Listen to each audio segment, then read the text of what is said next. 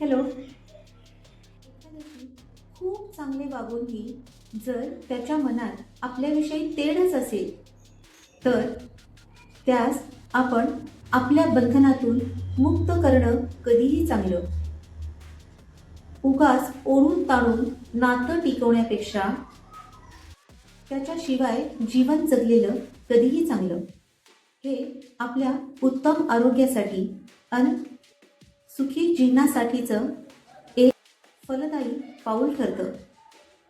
एखाद्याशी कितीही चांगलं वागला तरीही त्याच्या मनात जर आपल्याविषयी तेढ असेल, आपल्याविषयी वैरभाव असेल, तर अशा व्यक्तीला आपल्या बंधनातून तुम्ही मुक्त केलेलं कधीही चांगलं. त्याच्याशिवाय जीवन जगलेलं कधीही चांगलं.